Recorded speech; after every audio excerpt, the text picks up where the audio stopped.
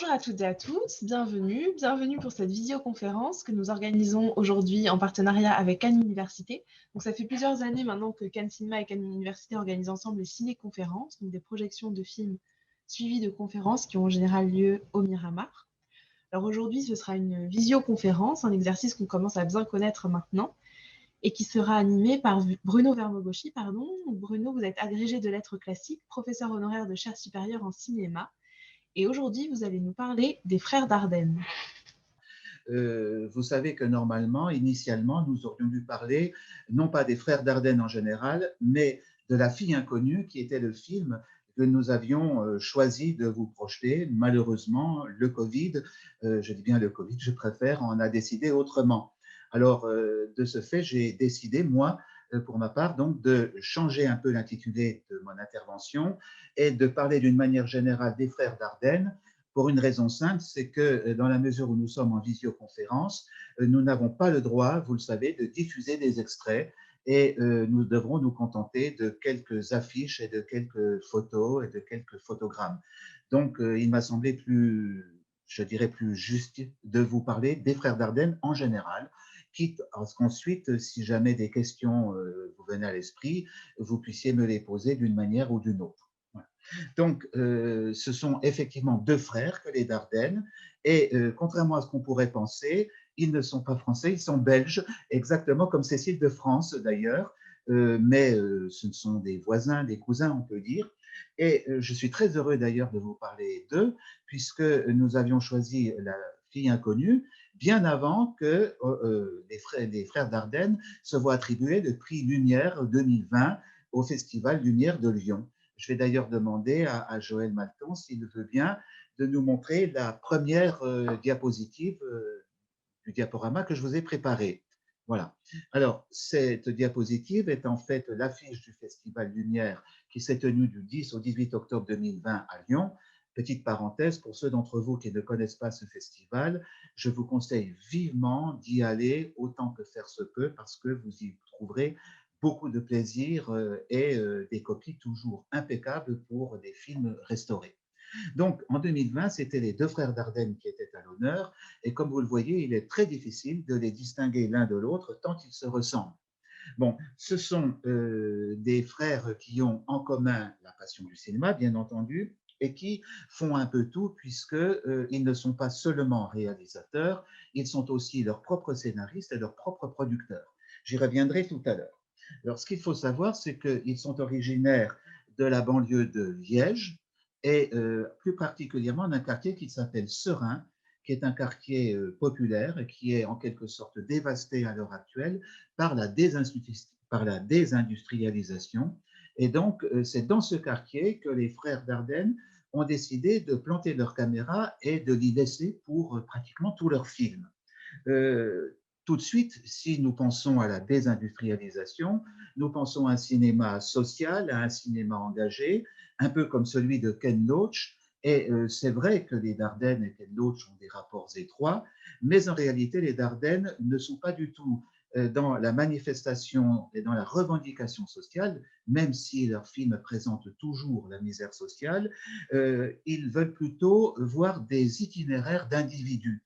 Ils disent eux-mêmes d'ailleurs, je les cite plus précisément, c'est Jean-Pierre Dardenne qui s'exprime ici, c'est ce qu'il disait au Festival Lumière en octobre 2020, nous ne faisons pas un cinéma militant à proprement parler, nous nous intéressons à la singularité de chaque présence que nous filmons. Nos personnages ne sont jamais des représentants, car ils ne sont les représentants que d'eux-mêmes. En d'autres termes, vous comprenez qu'à côté de l'aspect social de leur film, ce qui va compter avant tout, c'est l'itinéraire d'un personnage. Et je vous propose d'ailleurs de suivre quelques-uns de ces itinéraires. Alors, je vais demander à Joël de nous montrer maintenant la diapositive numéro 2 pour insister sur un point, c'est que les frères Dardenne sont des cinéastes qui finalement ne sont pas des cinéastes grand public. Leurs films, ceux qui ont le plus grand succès en France, ont dépassé seulement 300 ou 400 000 entrées, pas plus. Et pourtant, dans le monde du cinéma, ils sont parmi les plus importants au monde, puisque pratiquement tous leurs films sont primés, et ce sont les deux ces deux réalisateurs font partie d'un clan qui est extrêmement fermé, qui est le clan de ceux qui ont eu 2 fois la Palme d'Or au Festival de Cannes.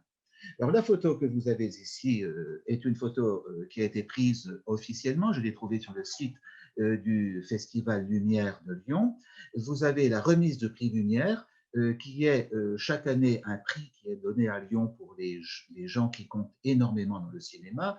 Je vous signale que les précédents prix Lumière, ce sont Clint Eastwood, Ken Loach, Miloš Forman, Martin Scorsese, Francis Ford Coppola, Jane Fonda, Catherine Deneuve, ou Gérard Depardieu. Donc, vous comprenez que les Dardennes sont comptés parmi les plus importants cinéastes au monde. Et vous avez sur cette photo Émilie Dequesne, qui était présente à la remise de prix Lumière au mois d'octobre 2020.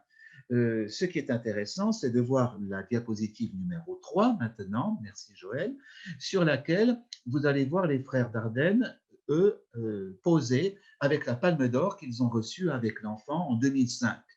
Donc, ce sont des cinéastes qui ont une importance clé dans le monde du cinéma. Merci Joël, la diapositive numéro 3 et la numéro 4, s'il vous plaît. Voilà. Et donc, je vais demander à Joël, je ne sais pas s'il m'entend, la diapositive 3 et la diapositive 4, Joël. Je ne sais pas si vous m'entendez. Merci. Donc là, vous avez les frères Dardenne qui ont leur palme d'or pour l'enfant en 2005. Et la diapositive 4, qui est la plus intéressante, me semble-t-il, c'est une photo que moi j'ai prise personnellement en 2009 au Festival de Cannes, dans une leçon de cinéma que donnaient les frères Dardenne. Et ils sont ici représentés, je dirais, exactement comme ils sont au naturel, c'est-à-dire des gens qui parlent beaucoup par geste, qui sont très vivants, très passionnés, mais qui en même temps sont toujours dans l'échange et toujours dans la réflexion, c'est-à-dire que chez eux, on ne peut pas séparer l'émotion de l'intellect, et les leçons de cinéma qu'ils donnent sont toujours extrêmement passionnantes parce qu'ils intellectualisent toujours leurs propos, mais toujours de manière abordable et toujours de manière, je dirais, charnelle, c'est-à-dire incarnée, c'est-à-dire de manière à ce que le spectateur ou l'auditeur sentent que derrière l'intellect, il y a la chair d'un être humain, la chair d'un acteur, la chair d'un personnage. Alors, pourquoi le titre Les Frères Dardenne ou la rédemption sans Dieu? Parce que je vous parlais tout à l'heure d'un itinéraire personnel de chacun des personnages des Frères Dardenne, et effectivement, dans le cadre d'une société en déréliction, on va suivre dans chacun de leurs films un personnage qui va devoir faire son destin. Et son destin va passer par le chemin de la culpabilité, puis par la rédemption. Il faut savoir que les frères Dardenne ont eu une éducation catholique et qu'ils se sont détachés petit à petit de cette éducation catholique pour n'en garder finalement que la réflexion sur la notion de culpabilité et sur la notion de rédemption, sachant que le mot rédemption, qui vient d'un verbe latin redimere, qui veut dire racheter, désigne dans la religion catholique le fait que le Christ a été crucifié et a donné sa vie sur la croix pour racheter le péché originel de toute l'humanité. Chez les frères Dardenne, il n'est pas question du Christ ni de Dieu, il n'est pas question de péché originel, mais il est question de culpabilité, de rachat et d'une certaine façon, d'une forme de chemin de croix, si je puis prendre cette métaphore. Alors, ce qui est important, si vous voulez, c'est que le rachat dont nous parlent les frères Dardenne, c'est un rachat social. C'est un rachat qui montre qu'un individu pris dans les rouages de la société peut être tenté par la voie du crime ou la voie de la lâcheté, et qu'à un moment donné, il va avoir une prise de conscience qui va petit à petit l'amener à, je dirais, se détourner de la tentation, de la faute, du crime ou tout simplement de la lâcheté. Voilà. Alors, ce qui va permettre au personnage de trouver ce rachat, c'est souvent la rencontre avec un autre, avec quelqu'un d'autre, qui, à ce moment-là, va les amener à prendre conscience de ce qu'ils font et à prendre conscience d'eux-mêmes. Et vous comprenez qu'à ce moment-là, il n'est pas besoin forcément d'avoir Dieu dans une intervention quelconque. C'est la raison pour laquelle, encore une fois, j'ai choisi comme sous-titre La rédemption sans Dieu. Voilà. Alors, si vous voulez bien, on va prendre les choses par le début, en insistant quand même sur un point, c'est que les frères Dardenne, tout en étant conscients des réalités, sont quand même des cinéastes qui font preuve d'un certain optimisme, même si, je les cite, ils déclaraient ceci en 2020. Peu de choses ont changé depuis Rosetta. Depuis que le film est sorti en 1998, en fait c'est en 99, l'inégalité sociale est restée très forte en France comme en Belgique. L'humiliation ressentie par celui qui est exclu de la communauté du travail et de la communauté humaine, tout simplement, est encore là. Alors, devant ce constat pessimiste, il y a quand même des destins individuels qui peuvent nous offrir une marque d'espoir. Alors, si vous voulez, commençons par le début. Je vais demander à Joël la diapositive numéro 5. Et vous avez ici, au premier plan, Jean-Pierre Dardenne, qui est né le 21 avril 1951. Et il a fait des études d'art dramatique à Bruxelles, plus précisément à l'Institut des arts de diffusion. Et il a dans cet institut un professeur qui s'appelle Armand Gatti, qui est un metteur en scène de théâtre. Et c'est grâce à Armand Gatti, je reviendrai sur ce personnage tout à l'heure, que lui et son frère Luc vont faire leur premier pas dans la réalisation. Donc, des études d'art qui, évidemment, débouchent, d'études d'art dramatique, pardon, qui débouchent sur la mise en scène.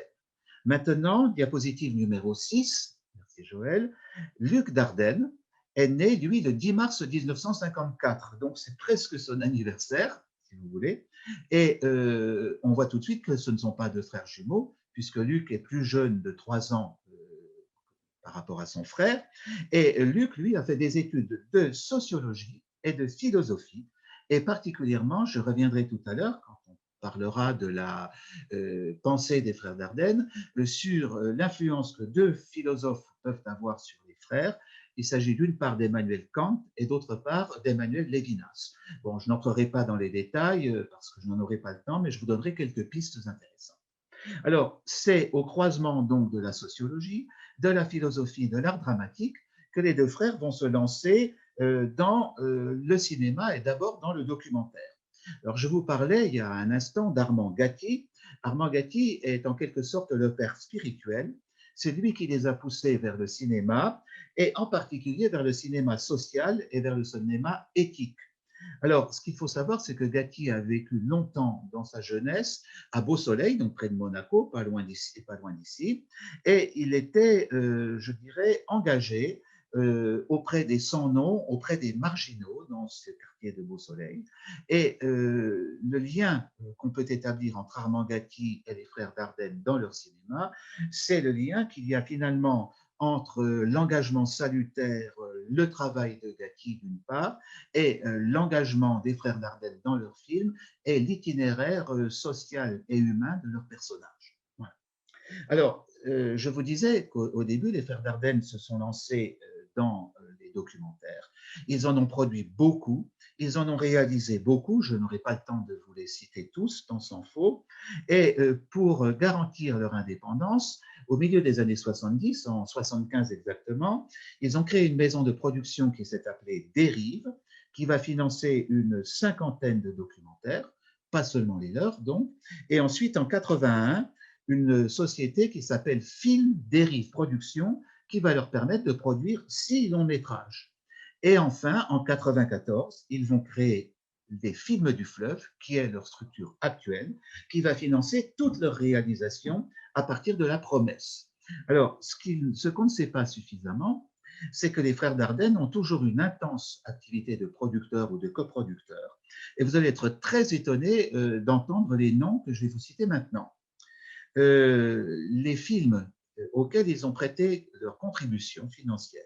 Ça a été par exemple un Liste non limitative, Stormy Weather de Solveig Kampff, Le Monde vivant de Jane Green, Le mystère de la chambre jaune de Bruno Podalides, Le couperet de Costa Gavras, L'exercice de l'État de Pierre Scholler, La part des anges de Ken Loach, Au-delà des collines de Christian Mungiu, et même De Rouilledos et les Frères Sisters, qui est passé dimanche à la télévision, de Jacques Audiard.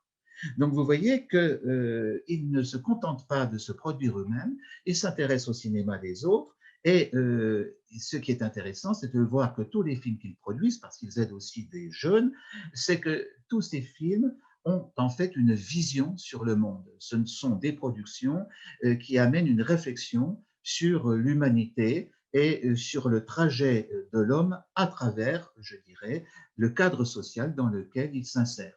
Même les frères Sisters, si vous l'avez vu dimanche, finalement, à travers le cadre du western, pose le cadre, plus exactement, d'une réflexion sur un destin individuel. Voilà.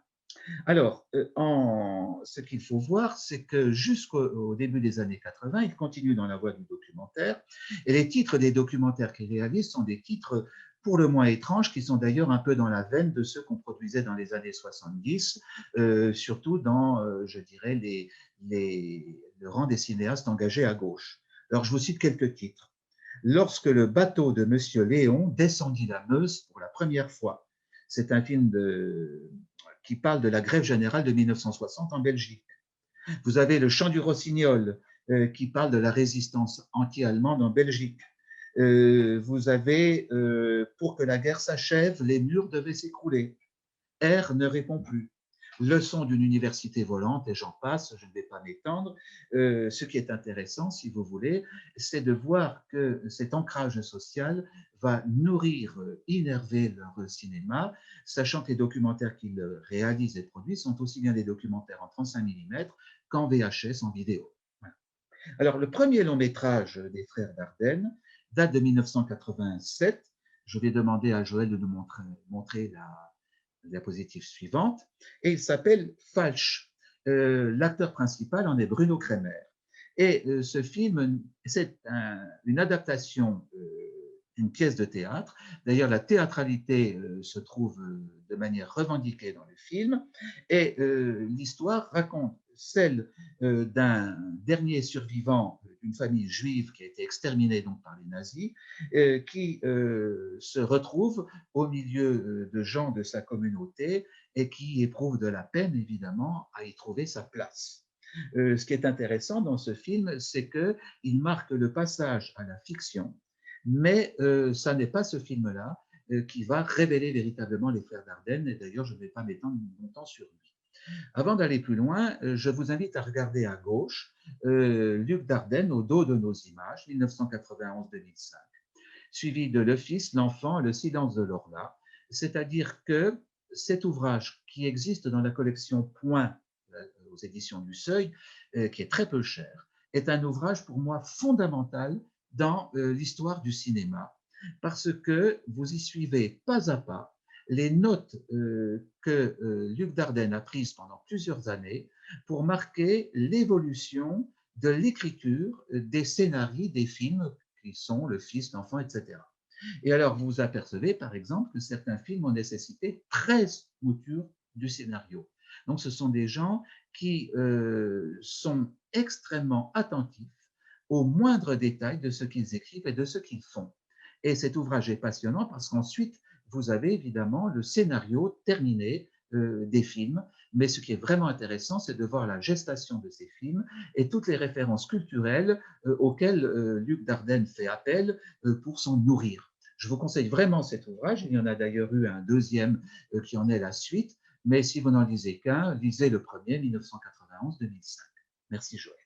Alors, la diapositive suivante, Joël, s'il vous plaît, voilà, c'est, je dirais, La Promesse. Entre Falche et La Promesse, il y a eu un autre film qui s'intitule Je pense à vous, qui date de 92, Falche datant de 87. Et ce film, Je pense à vous, avec Fabienne Bab et avec Robin Renucci, a été un échec monumental tant du point de vue critique que du point de vue public. Et les frères Dardenne reconnaissent eux-mêmes que le film est mauvais, enfin tout au moins ils disent qu'il est mauvais, mais que cet échec a été le déclic qui leur a permis de comprendre qu'ils étaient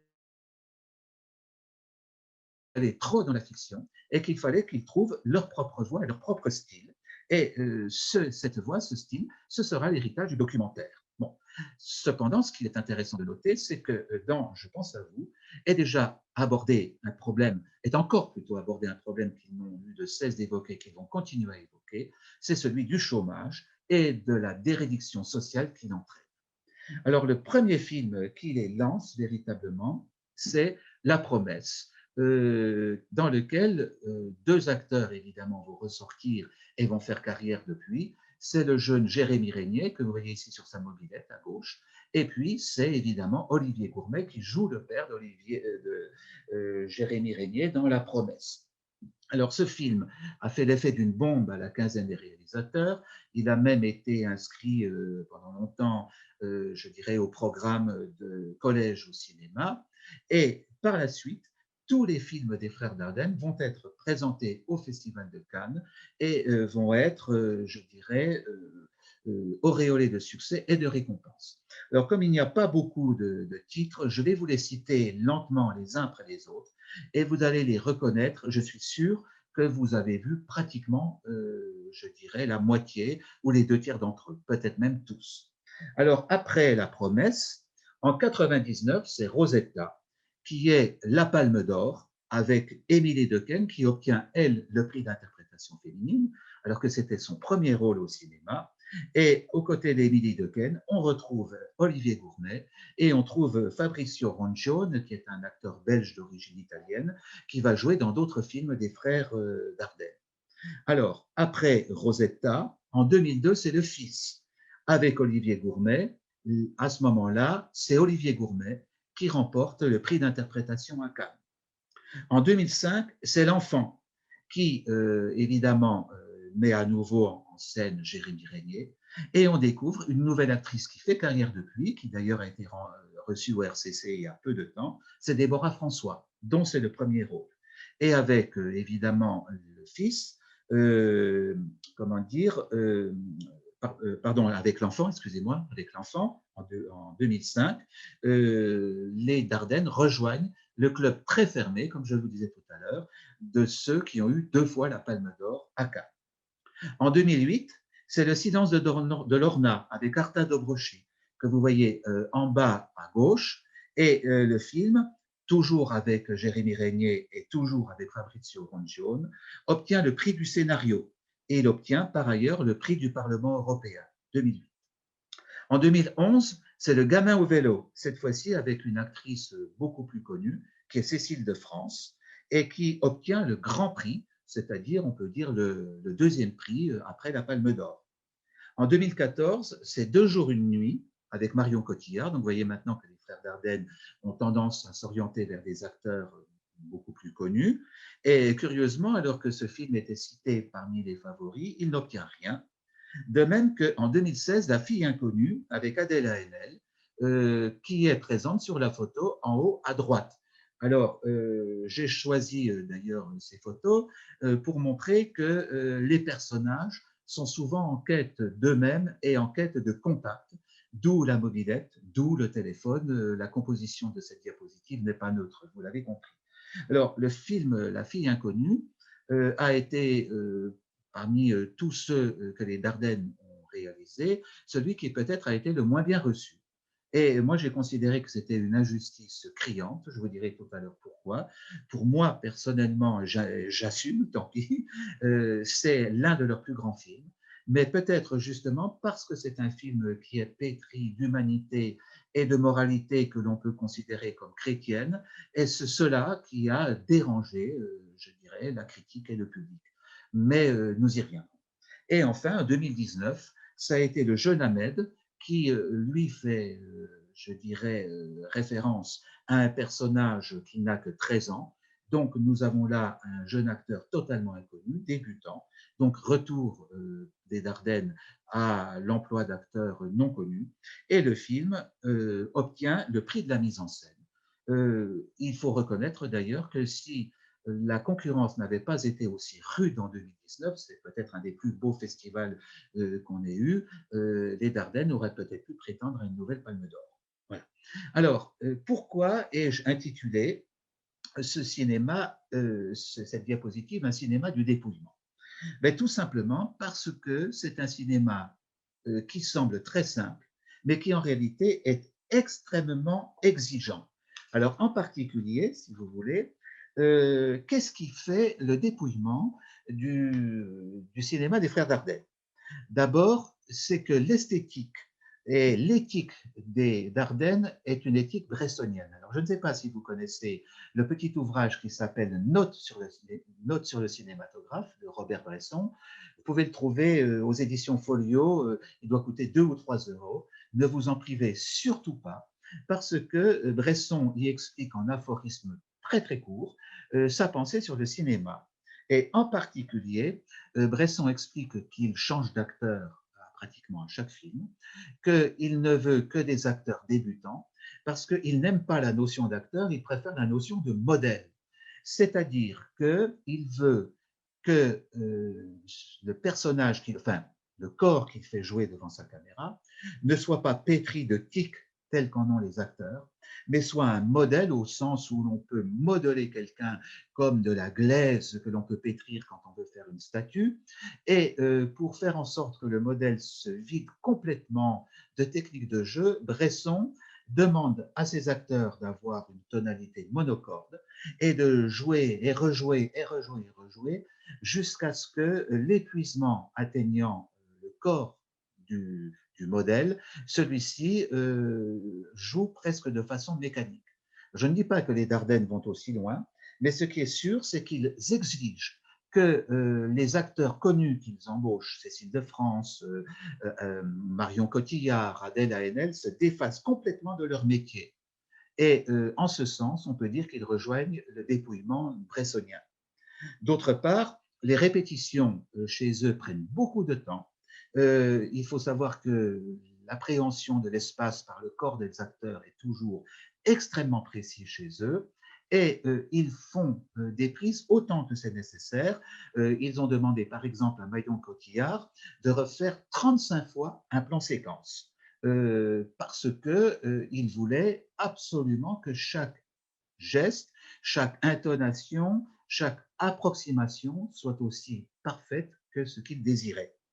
Alors, paradoxalement, à côté de cette perfection, il y a la volonté d'être toujours dans le réel, d'être dans le documentaire, et c'est pour cela qu'il refuse d'utiliser un pied de caméra. La plupart du temps, la caméra est portée à l'épaule, et on voit quand on l'observe qu'elle bouge. Peut-être même des fois, cela dérange certains spectateurs. Au début, en particulier au moment du Fils et au moment de Rosetta, la caméra des frères Dardenne était extrêmement mobile, ce qui a enchanté certains spectateurs pendant le festival de 99 où Rosetta a eu la Palme d'Or, et au contraire, ce qui en a dérangé beaucoup d'autres. Bon, mais toujours est-il que la caméra des Dardennes est toujours extrêmement mobile, même si elle semble, je dirais, être moins fébrile, moins fiévreuse maintenant. Et d'autre part, à côté de ce refus de stabiliser la caméra, les Dardennes revendiquent le fait qu'ils utilisent presque toujours, voire toujours, l'objectif 25 mm, qui est un très léger grand angle et qui correspond presque à la vue humaine, mais pas tout à fait, de façon à ce que le spectateur ait l'impression d'avoir un film qui repose sur la vue humaine avec toujours un petit décalage, de manière à l'amener à s'interroger un peu. Je vous expliquerai pourquoi tout à l'heure. Et puis, ils ont un duo qui les accompagne dans tous leurs films depuis La Promesse. C'est le duo formé par le directeur de la photographie, Alain Marcohen, et par le cadreur, Benoît Dervaux, qui les accompagne toujours et qui, évidemment, savent exactement ce que souhaitent d'eux les Dardennes. À côté de cela, recours systématique à des décors naturels, ces décors entre guillemets naturels étant ceux essentiellement des usines désaffectées, refus quasi systématique de la musique, sauf pour le silence de Lorna et le gamin au vélo, parce que justement, certains moments pouvaient justifier, surtout dans le générique de fin, une musique extra-diégétique. Et puis, un cinéma qui prend appui sur le fait divers. Très souvent, les Dardennes s'inspirent de choses qu'ils ont lues ou qu'on leur a racontées. Par exemple, le silence de Lorna, qui repose sur un trafic de mariages blancs organisé par la mafia albanaise, est un fait réel à partir duquel le scénario du film a été construit. Donc, tout cela nous montre un cinéma très réfléchi. Je vous renvoie encore une fois à l'ouvrage Au dos de nos images, une volonté je dirais, d'être toujours au plus juste et de justifier tous les choix qu'ils ont pu opérer. Je prends un exemple qui est fondé sur leur dernier film, qui est Le jeune Ahmed. Pourquoi, dans ce film qui raconte la radicalisation d'un jeune musulman, pourquoi Ahmed n'a-t-il que 13 ans? Tout simplement parce qu'après enquête, les frères Dardenne se sont rendus compte que les jeunes gens qui ont passé la vingtaine, et les adultes a fortiori, qui se sont engagés dans la voie de l'islamisme radical, ont toutes les peines du monde à se déprendre de leur fanatisme et à se déradicaliser. Donc, comme il voulait laisser une possibilité d'ouverture pour le garçon qui se radicalise, ils ont choisi de prendre un adolescent de 13 ans qui peut encore être rattrapé. Vous voyez que le choix de ce garçon de 13 ans n'est pas neutre et les autres choix qu'ils opèrent sont toujours, encore une fois, très réfléchis. Alors, ceci débouche chez eux sur un cinéma, comme je vous le disais, de dépouillement, mais aussi d'exigence, et sur une nécessité qu'ils acceptent, prendre le temps de tourner.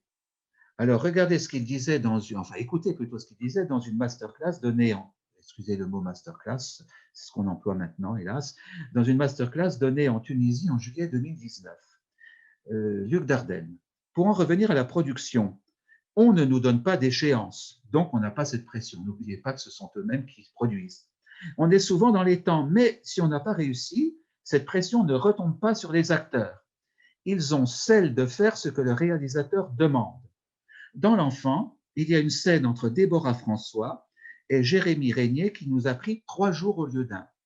C'est du luxe, mais c'est important pour nous d'avoir le temps d'investir là-dedans et pas dans le spectaculaire.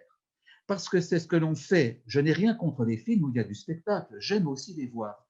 C'est vrai que l'on pourrait faire nos films avec un peu moins de temps, pas trop non plus. Alors, Jean-Pierre Dardenne, pour pas que vous croyiez que l'on prévoit de tourner 5 semaines et que l'on en tourne 10, malgré des scènes qui prennent 3 jours au lieu d'un, par miracle, certaines scènes qui devaient prendre 2 jours n'en prennent qu'un. On est rarement sorti des 40 ou 50 jours qu'on se donne d'un ou 2 jours, guère plus. Donc vous voyez, à la fois extrême efficacité et à la fois nécessité de prendre le temps pour aboutir à la perfection de scènes clés. Je vous donnerai tout à l'heure d'autres exemples pour vous montrer encore une fois leur exigence. Alors, cette exigence, ce dépouillement, pourquoi faire? Eh bien, j'ai demandé à Joël de nous montrer la diapositive numéro 9, partir à la société, apprendre à se connaître. Ce qui est intéressant, c'est Rosetta. Et je vous ai mis d'une part l'affiche originale du film, qui montre en gros plan Rosetta et son visage presque carré, sa mâchoire qui marque toute sa détermination. Émilie Dequesne est toute jeune, elle a entre 16 et 18 ans, je ne sais plus. Et puis à droite, vous avez une reprise de l'affiche du film pour le Festival Lumière. Et ce qui est intéressant ici, c'est Rosetta dans un bus dont le visage se réfléchit dans une ville de manière d'ailleurs assez, je dirais, montée. On verra pourquoi cela tout à l'heure. En fait, Rosetta, si vous voulez, est, comment dire, l'élément clé pour comprendre la plupart des personnages, voire tous les personnages des frères Dardenne. Que fait Rosetta? Rosetta, nous nous placions derrière elle, les Dardenne, et essayions de la suivre. On n'était pas en avance sur son personnage. Enfin, il faisait semblant de n'être pas en avance sur elle. On ne sait pas où elle va. Elle ne sait pas elle-même, donc on construit le moins possible. C'est l'impression qu'ils veulent donner. Ce n'est pas le cas en réalité. Mais ils expliquent là leur façon de filmer. En fait, Rosetta, et c'est ce qu'ils disent au dos de nos images, c'est ce que dit Luc Dardenne au dos de nos images, Rosetta, c'est un bon petit soldat qui part à l'assaut d'une citadelle. La citadelle, c'est la société où elle veut trouver un emploi. En fait, Rosetta se bat pour avoir du travail. Et elle n'hésite pas à un moment donné d'envisager le meurtre pour prendre la place de quelqu'un qui a un travail. D'autre part, quand elle s'endort, Rosetta répète sans cesse qu'elle s'appelle Rosetta et qu'elle a un travail. En disant cela, elle revendique 2 choses, son existence sociale et son existence tout court. Et en fait, en même temps, elle cherche à savoir qui elle est. C'est pour cela que sur l'affiche que vous avez en bas à gauche, vous avez son regard perdu et son reflet dans la vitre, parce que la quête du travail, c'est aussi une quête d'identité. Les deux vont de pair chez les Dardennes. Je vous le répète, à côté du social, il y a la quête de l'identité et il y a le chemin personnel. Alors, dans la diapositive numéro 10, merci Joël, vous avez le thème enquêter et errer. Regardez les deux affiches, Deux jours, une nuit de Marion Cotillard et La fille inconnue, Adèle Haenel. Alors, d'abord, des plans très serrés. Vous avez même un cadrage de la tête de Marion Cotillard en termes télévisuels. On dit qu'elle est casquette et normalement, on ne cadre pas ainsi. Et d'autre part, elle regarde hors champ, si je puis dire, comme Adèle Haenel. Or, cet hors champ, dans les deux cas, nous est caché. Ça signifie que, comme le disent les Dardennes, ils suivent leur personnage et des fois, ils ne voient pas ce que le personnage voit, ils essaient de le rattraper, c'est-à-dire que le spectateur, des fois, en voit moins que le personnage lui-même qui ne voit pas tout. Voyez. Alors, ce qui est intéressant, c'est que les Dardennes donnent à leur film la fièvre d'un thriller, d'une quête, et en même temps d'une errance, puisque qui dit quête, la quête c'est la recherche débouche souvent sur l'hésitation et sur l'errance. L'errance étant à la fois une errance physique dans les films des Dardennes et surtout une errance intérieure. Vous comprenez que le déplacement physique des personnages correspond à un déplacement intérieur.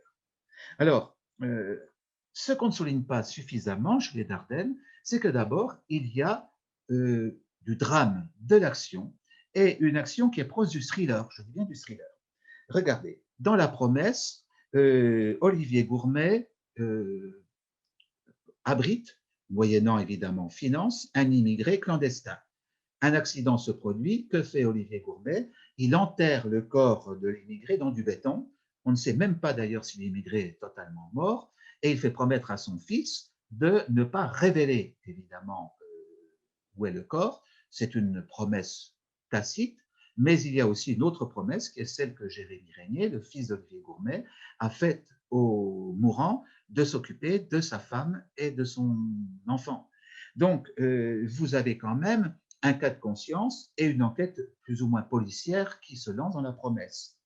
Dans Le Fils, Olivier Gourmet est un maître d'apprentissage et il s'aperçoit que est inscrit dans le centre d'apprentissage où il travaille un jeune garçon dans lequel il reconnaît le meurtrier, enfin tout au moins le responsable de la mort de son fils.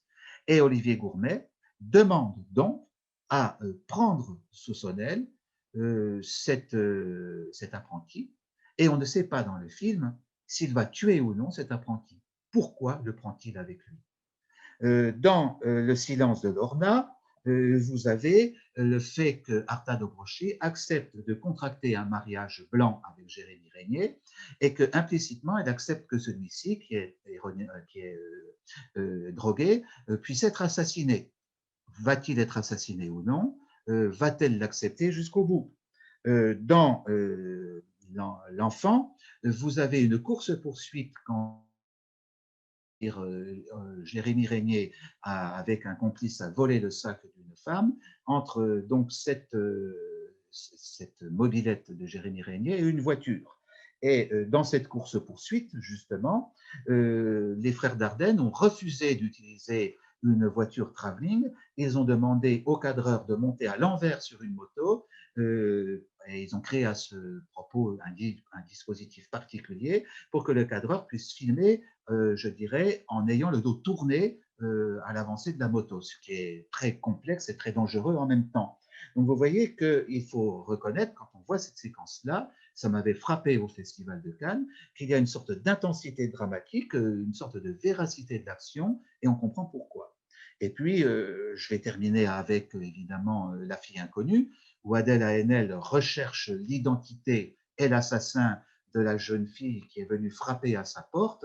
Elle avait refusé de lui ouvrir parce qu'il était 8 heures du soir et en tant que médecin, Adèle Haenel était absolument épuisée. Elle ne pouvait évidemment pas, je dirais, ouvrir encore, mais elle va être rongée par la culpabilité. Elle ne va avoir de cesse que de retrouver l'identité de la jeune femme qui a été tué. Et enfin, dans le jeune Ahmed, vous comprenez qu'on se demande tout le temps si le jeune Ahmed va bel et bien assassiner son professeur.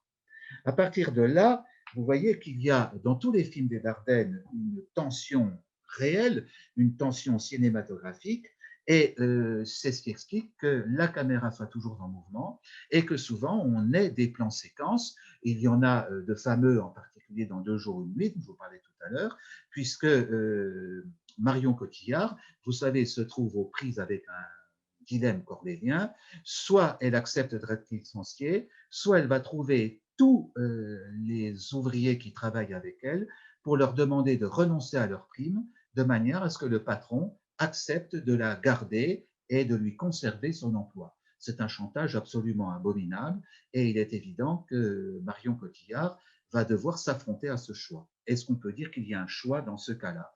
Vous voyez que tout ceci nous amène à quelque chose qui est intéressant pour moi, c'est la définition de ce qu'est un plan pour les frères Dardenne.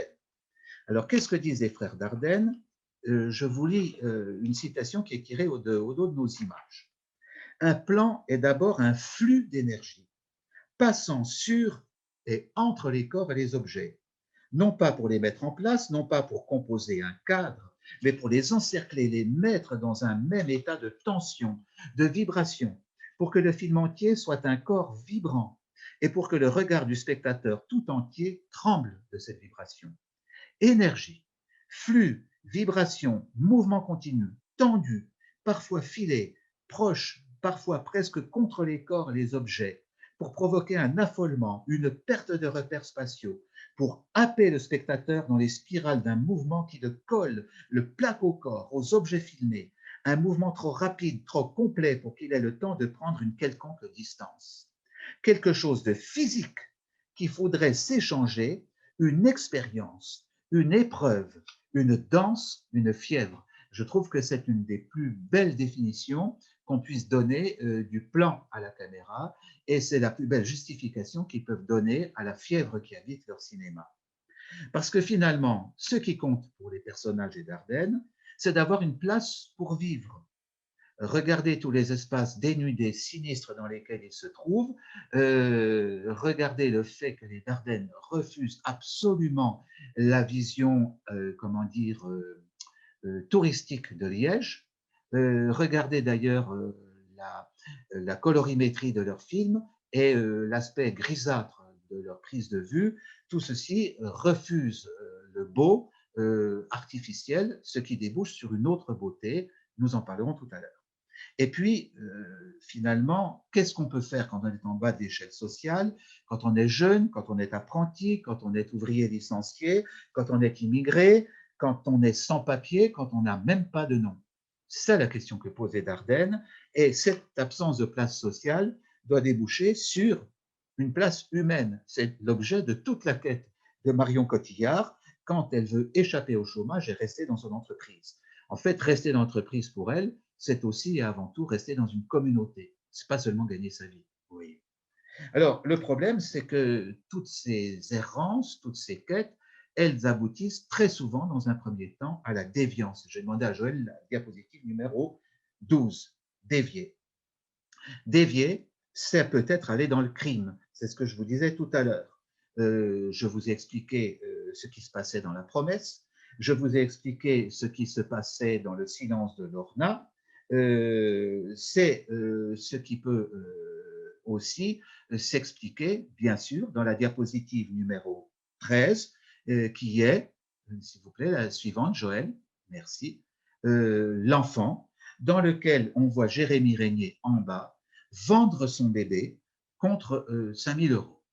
Alors, à ce moment-là, ce qui est intéressant, si vous voulez, c'est l'anecdote suivante. J'ai été très étonné d'apprendre dans un ouvrage, je vous le montre, si jamais vous avez la chance de pouvoir le consulter, il vaut la peine. Je ne sais pas si vous le voyez ici, c'est Dardenne. Donc, en fait, Jean-Pierre et Luc Dardenne, c'est un ouvrage qui a été publié par, je dirais, en 2008, je vous donne les indications, par le Commissariat général aux relations internationales de la Communauté française de Belgique. Donc, vous trouvez cet ouvrage dans les médiathèques. Eh bien, dans cet ouvrage, si vous voulez, j'ai lu qu'il y avait eu l'emploi de 21 bébés pour tourner dans l'enfant. Or, je pense que beaucoup d'entre vous ont vu ce film, et on ne voit pratiquement jamais le bébé. J'ai même cru à certains moments qu'il y avait un poupon à la place du bébé dans le landau. Absolument pas. Alors pourquoi 21 bébés? Est-ce que parce que les bébés se fatiguent au moment d'un tournage?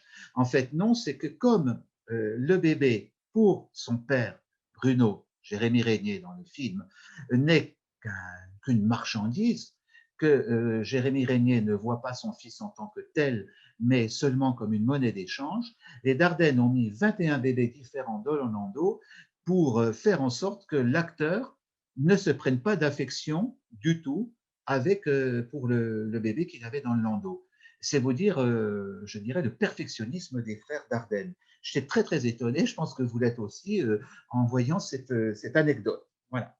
Alors, d'autre part, dans le visage de Déborah François que vous avez au-dessus, vous voyez ici toute l'incompréhension qu'elle peut éprouver quand elle se rend compte que Bruno n'est pas le père qu'elle souhaiterait qu'il fût. Et à ce moment-là, la question qui se pose, c'est l'enfant, quel est-il? Est-ce que c'est le bébé ou est-ce que c'est Bruno qui n'est pas encore dans la maturité qu'il devrait avoir en tant que père? Nous y reviendrons tout à l'heure. Alors, dans la diapositive suivante, merci Joël, il y a Dévière encore. Et à ce moment-là, nous avons une vue du jeune Ahmed qui cherche, dans son engagement terroriste, à assassiner son professeur. Ce que dit Luc Dardenne à Lyon en 2020, c'est ceci: le jeune Ahmed fait la course vers la mort et personne ne va l'arrêter. Donc, on sait qu'on va le filmer dans une sorte de course. Et alors, ce qui est intéressant, c'est la pulsion scopique, comme on dit en termes de cinéma, du jeune Ahmed qui épie son professeur, et cette notion de pulsion scopique, d'observation, est propre souvent aux personnages des Dardennes. Nous y reviendrons tout à l'heure quand on parlera des relations entre les Dardennes et les Lévinas, et le philosophe Lévinas. Alors, ceci, justement, nous amène à la diapositive suivante, qui est une diapositive très intéressante, qui s'intitule Le Fils, et vous avez l'affiche du film avec un photogramme. Alors, cette affiche est remarquable parce que, regardez-la, vous avez le garçon qui est celui qui a tué le fils d'Olivier Gourmet. Cet apprenti est au premier plan, mais on ne voit pas son visage. Olivier Gourmet le regarde de dos, mais le point n'est pas fait sur lui, il est dans le flou, ce qui correspond évidemment au flou qui le caractérise, et en particulier, ce qui amène le spectateur à se demander, c'est va-t-il ou non tuer le garçon qui lui tourne le dos? Et nous avons ici toujours cet échange de regards avec cette sorte de barrière qui est entre les personnages, symbolisée par la poutre dans le photogramme qui est à droite. Et ici, vous avez une des constantes des Dardennes, c'est le cinéma du corps, c'est la pulsion scopique et c'est le traitement que l'on peut réserver au visage. Alors, le cinéma des Dardennes, c'est un cinéma du corps avant tout, un cinéma incarné. Et c'est un cinéma dans lequel le corps permet de passer à la psychologie. Ce n'est pas un cinéma de psychologue, c'est un cinéma d'action, de drame et de corps. C'est un cinéma incarné, celui des Dardennes. Alors, par exemple, quand Déborah François s'évanouit après que Bruno a vendu l'enfant dans l'enfant, cet évanouissement qui est filmé en plan séquence a nécessité de la part des Dardennes beaucoup de recherches et de réflexion sur la façon de tomber de Déborah François, qui s'effondre d'un seul coup, sans prévenir. De la même façon, dans Rosetta, quand Émilie Dequesne prépare un hameçon avec un verre de façon à pêcher à la bouteille. Vous savez, quand on pêche à la bouteille, c'est qu'on casse le cul d'une bouteille et qu'on fasse passer à travers le goulot un hameçon avec un appât, si bien que le poisson est attiré par l'appât et se trouve prisonnier au fond du goulot. Eh bien, Émilie Dequesne a dû refaire le geste plusieurs fois et elle avait les mains complètement engourdies parce qu'elle était gelée. De la même façon, Déborah François, qui est vécue très légèrement dans l'enfant alors qu'il fait froid dehors, était engourdie par le froid comme Jérémie Régnier parce qu'il était nécessaire pour les Dardennes de montrer la précarité de la vie de leurs personnages et les acteurs souffrent au sens physique du terme dans le tournage des Dardennes. Enfin, dans le Fils, Olivier Gourmet porte tout le temps un baudrier, plus ou moins un corset. Pourquoi? Il a mal au dos. Mais vous comprenez qu'en même temps, ce corset est tellement serré à la taille qu'Olivier Gourmet étouffe. Mais vous comprenez qu'à ce moment-là, cet étouffement, c'est un étouffement psychologique, c'est l'étouffement qu'il éprouve après la mort de son fils, et c'est l'étouffement qu'il éprouve devant le meurtrier de son fils. Et à ce moment-là, à la fin du film, quand il expulse violemment l'air de son corps, Olivier Gourmet matérialise littéralement, je dirais, la délivrance qui est la sienne. Maintenant, je ne vous révèle pas la fin du film si vous ne l'avez pas vu. En revanche, je vous conseille, si vous empruntez le DVD, d'écouter de très très près l'analyse du bonus du DVD dans lequel on étudie la première séquence. Elle est remarquablement faite. Donc, ne perdez pas ce bonus. Je pense que vous trouverez le DVD dans n'importe quelle médiathèque. Celle de Cannes, j'en suis certain. Voilà. Alors, ce corps, le spectateur l'observe, il le suit, mais en même temps, il ne voit pas plus que lui, il voit même souvent moins que l'œil du personnage. En fait, les Dardennes revendiquent une chose qui est paradoxale, ils cherchent toujours à mettre la caméra à la mauvaise place. Alors d'habitude, on cherche toujours la bonne place de la caméra, eux non, ils cherchent la mauvaise place. Vous voyez ce que dit le duc d'Ardenne en 2020. Nous souhaitons que notre film aime le spectateur, que celui-ci devienne Rosetta, qu'il partage sa détresse au fur et à mesure que le film se déroule, en donnant pour cela une vraie existence au personnage, en le filmant de manière à ce qu'il ait une certaine autonomie, pour qu'il échappe au spectateur. Plus il vous échappe, plus vous êtes concerné par lui, plus vous vous sentez changer vous-même. Et dans Au dos de nos images, regardez ce que dit Luc Dardenne sur la manière de filmer Olivier Gourmet dans Le Fils. Il fait référence à la première séquence.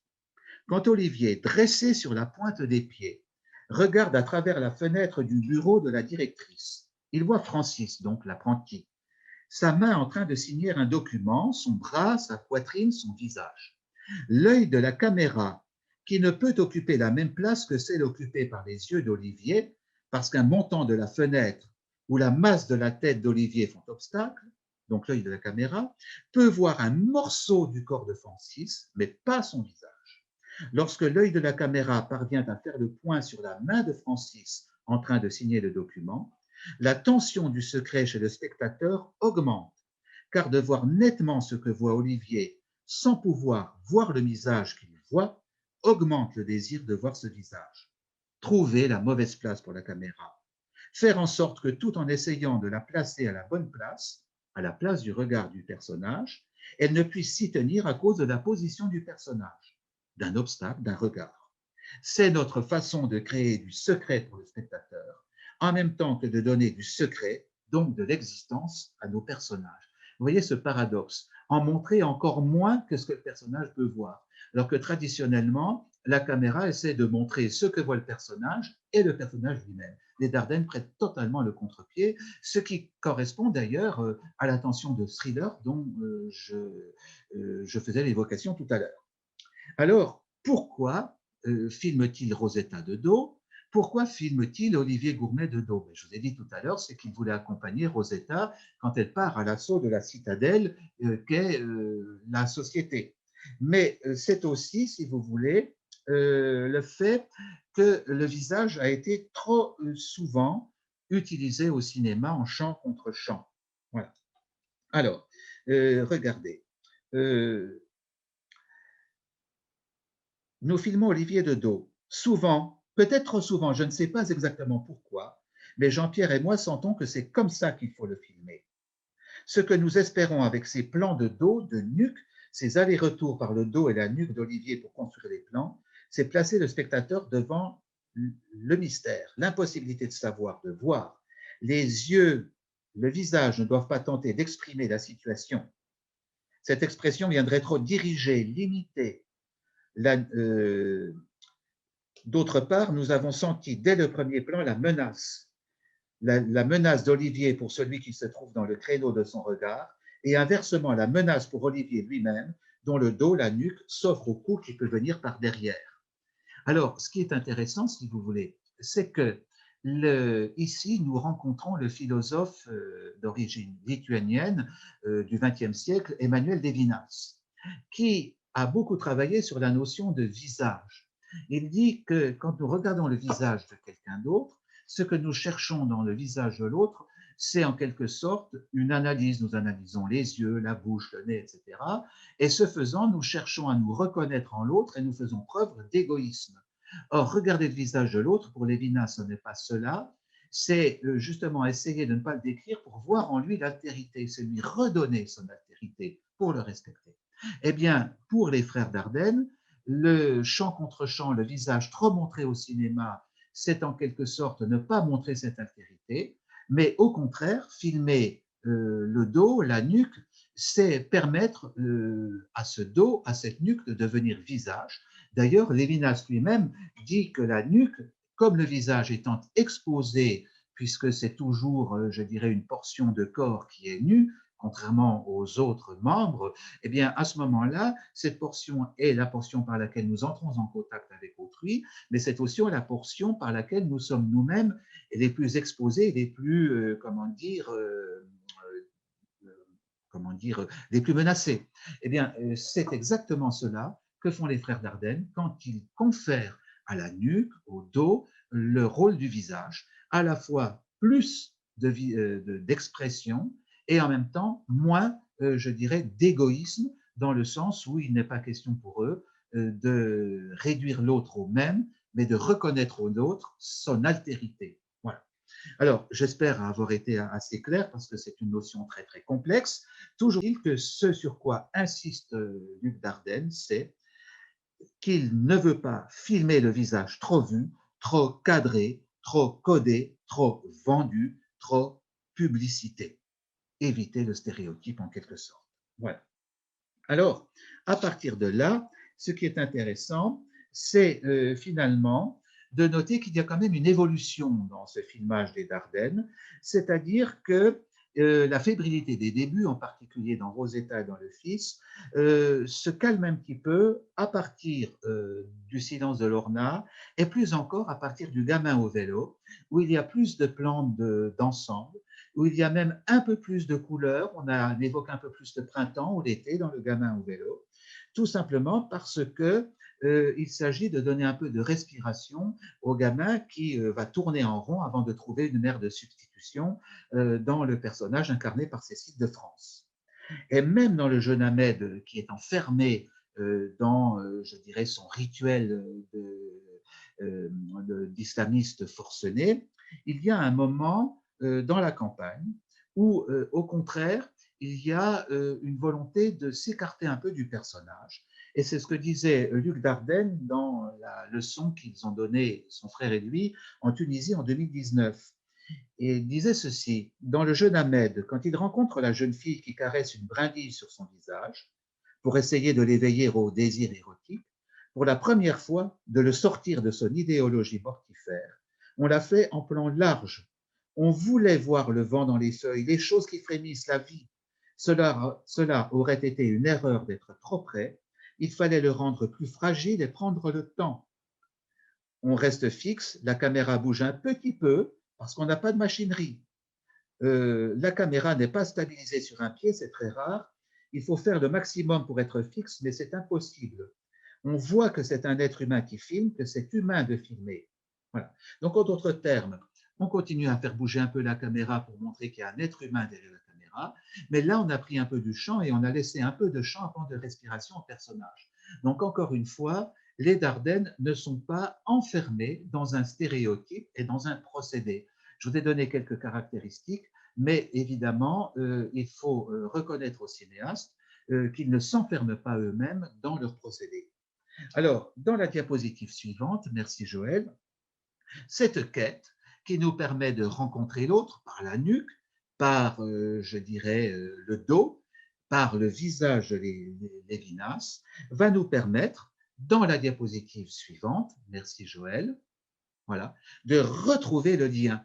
Vous voyez ici le médecin Adèle Haenel qui accepte de prendre un café avec un de ses patients et vous avez un instant de connivence entre celui qui détient la santé et celui qui souffre, entre le jeune et le vieux, entre le gros et le mince, entre le laid et le beau, mais cette connivence est marquée par, je dirais, une sorte d'unicité de couleur, même si le pull d'Adèle Haenel ressort de manière un peu plus forte, de manière un peu plus soutenue. Ce qui est un moment, c'est que souvent, ce sont les autres qui permettent au personnage dans sa quête de retrouver le lien, de recréer le lien social. Alors, ceci nous amène à la diapositive suivante, c'est se pardonner. Vous voyez Adèle Haenel, le médecin, avec son air buté, c'est un des grands rôles d'Adèle Haenel, je trouve, de La fille inconnue. Ce jeune médecin qui a fermé sa porte pour une fois et qui s'en veut parce que la jeune femme qui lui demandait de l'aide a été retrouvée morte le lendemain. Et vous voyez ici totalement la parabole, je dirais, qui se trouve dans l'Évangile, avec vous m'avez ouvert la porte, j'ai frappé, vous m'avez ouvert la porte, ou inversement, j'ai frappé, vous ne m'avez pas ouvert.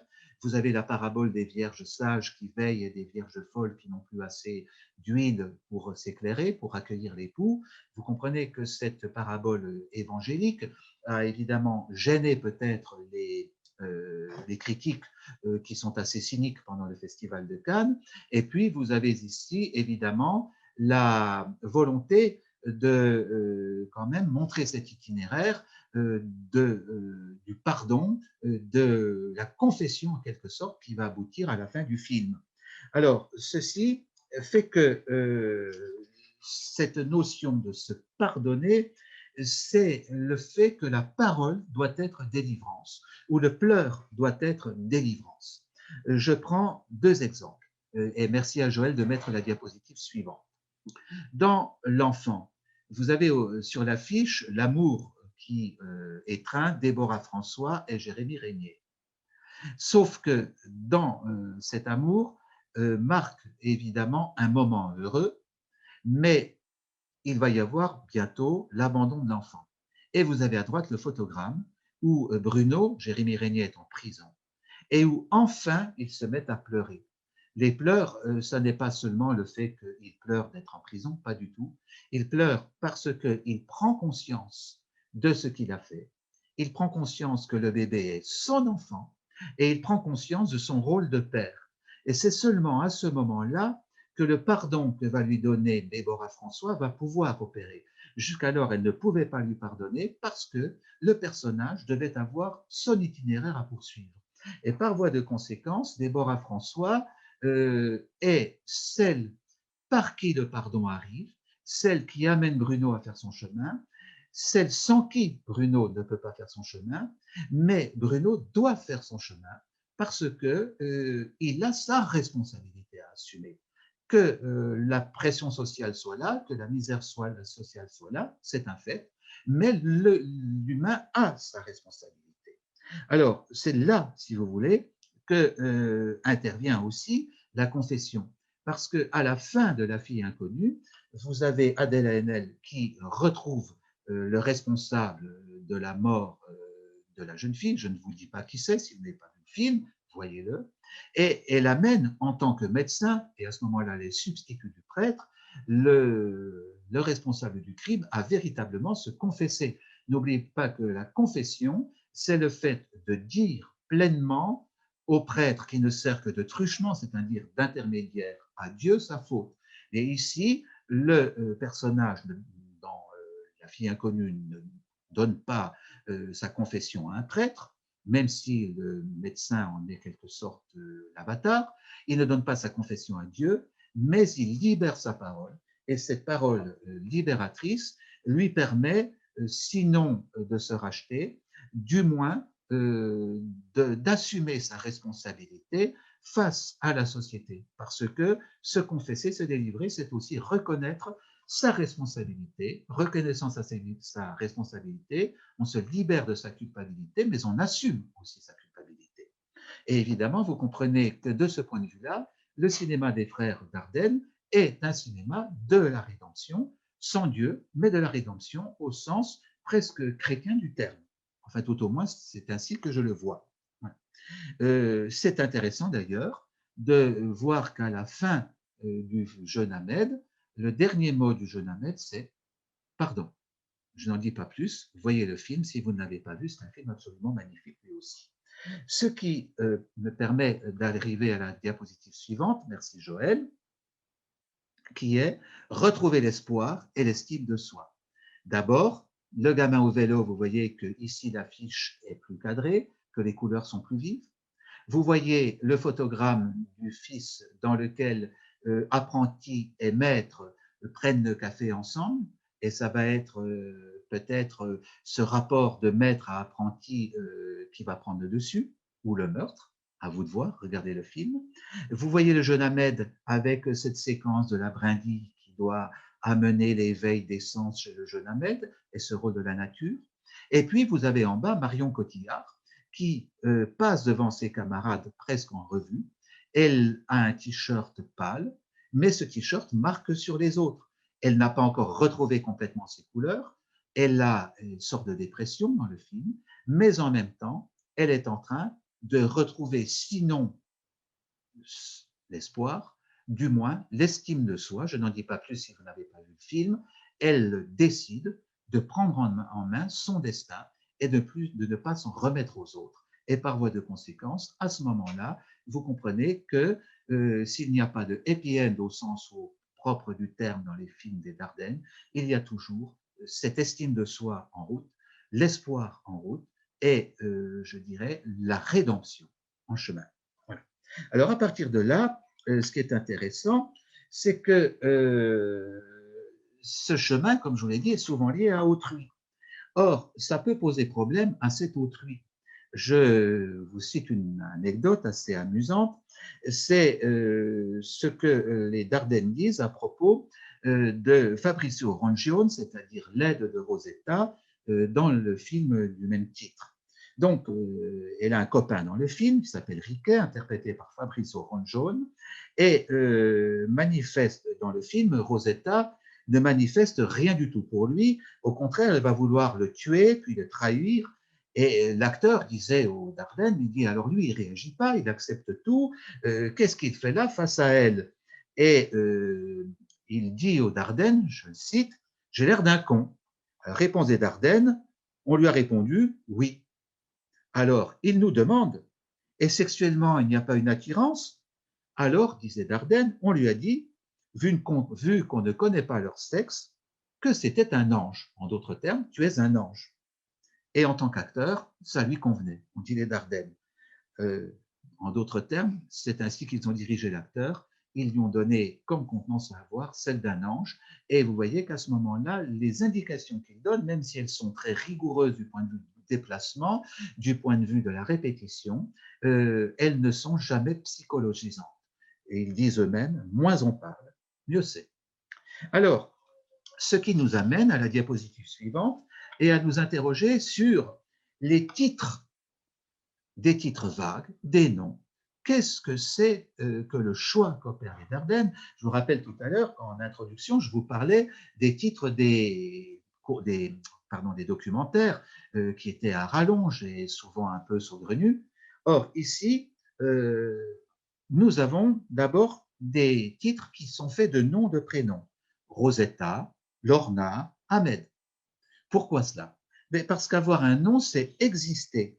Vous savez que dans la Bible, Dieu nomme les êtres, et dans l'Antiquité, en particulier l'Antiquité romaine, l'individu n'arrivait à l'existence qu'à partir du moment où son père l'avait présenté à la famille et lui avait donné un nom. En d'autres termes, l'existence n'a lieu qu'à partir du moment où l'on a nommé. Donc quand on dit Rosetta, Lorna, Ahmed, on donne de l'existence aux personnages, on leur donne du corps. Puis, il y a des noms génériques dans les titres. Par exemple, vous avez le fils, vous avez l'enfant, vous avez le gamin, vous avez la fille. Alors, ces termes, justement, à l'inverse, ils marquent, eux, l'inachèvement. Ils marquent la nécessité d'acquérir une identité. Le fils, c'est l'enfant mort d'Olivier Gourmet, mais c'est aussi le fils par substitution que pourrait constituer Francis l'apprenti. L'enfant, c'est le bébé qui est vendu, mais c'est aussi, je vous le rappelle, Bruno, le père, qui n'est pas encore un père, qui doit sortir de son enfance pour devenir un adulte. Le gamin, c'est l'égaré, c'est celui qui doit trouver une maman, celui qui doit trouver une maman au moins de substitution dans la personne de Cécile de France. Et puis la fille inconnue, c'est évidemment cette jeune africaine qui doit retrouver son identité pour avoir une sépulture décente. Et qui sait peut-être, j'exagère peut-être, mais là c'est ma formation d'être classique qui intervient pour trouver le repos. Vous savez qu'il fallait absolument, dans l'Antiquité grecque et romaine, qu'il y ait une cérémonie quelconque pour enterrer les morts, sinon celui-ci ne parvenait pas à entrer dans les enfers étant le lieu où toute âme devait pénétrer après la mort.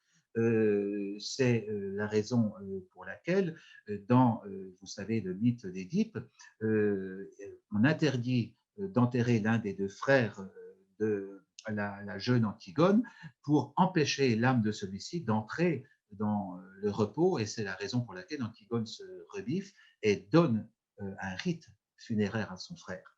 Eh bien, ici, la fille inconnue, cette jeune africaine doit trouver son identité, elle doit trouver aussi son repos peut-être dans l'au-delà, mais la jeune fille inconnue, c'est aussi et surtout Adèle Haenel, le jeune médecin, qui doit chercher sa propre identité, qui doit chercher sa propre voie, au lieu d'avoir une place, je dirais, totalement reconnue et enrichissante dans un hôpital, elle choisit de prendre la suite d'un médecin dans un quartier défavorisé de Liège. Et d'autre part, à ces noms s'ajoutent parfois de simples épithètes, des épithètes qu'on appelle de nature chez Homère. Le gamin au vélo, pourquoi? Parce que ce gamin est toujours en train de courir sur son vélo pour essayer de trouver la tranquillité et le repos. Inconnu, parce qu'il s'agit là encore de trouver le repos. Et jeune, pour Ahmed, parce que le mot jeune indique l'absence de formation, il indique la gestation en cours, et à ce moment-là, peut-être y a-t-il un espoir pour Ahmed, encore une fois, de sortir de la radicalisation. Et à part cela, il y a deux autres titres. Il y a la promesse, qui est ambiguë, fallacieuse, la promesse pour les immigrés de trouver un monde meilleur, alors que c'est la mort qui attend l'un d'entre eux, mais c'est aussi la promesse tacite qui unit Jérémie Régnier et son père, mais c'est la vraie promesse, celle que Jérémie Régnier fait au mourant, de venir en aide à sa femme et à son fils. En fait, la promesse est ici une parole qui libère et qui va se libérer. Et puis, dans 2 jours, 1 nuit, vous avez ici un trajet temporel, une urgence, mais aussi un délai pour retrouver la paix avec soi et retrouver la paix avec l'estime que les autres peuvent vous porter. C'est pourquoi cela nous amène à la dernière diapositive, qui est les nouveaux frères Lumière. C'est une affiche qui était au Festival Lumière. Vous comprenez le jeu de mots qui a été donné ici à l'affiche, mais il m'a semblé qu'elle était intéressante pour terminer, parce que les nouveaux frères Lumière, cela signifie une esthétique bien particulière et aussi une morale bien particulière, sur quoi je vais terminer. L'esthétique bien particulière, d'abord, c'est Jean-Pierre Dardenne qui la revendique dans cette leçon que son frère et lui ont donnée en Tunisie en 2019. Je pense que nous n'avons pas un cinéma classique, parce que pour cela, il aurait fallu que nous fassions quelques films classiques, ce qui n'est pas le cas. Euh, nous qui faisions des documentaires, nous étions tellement paralysés par la peur d'entrer dans le monde du cinéma que finalement, on n'a jamais très bien su où poser la caméra et pourquoi la mettre là ou pas là. On s'est dit que ce n'était peut-être pas comme cela qu'il fallait travailler, qu'il fallait revenir à ce qu'on faisait quand on travaillait dans le documentaire.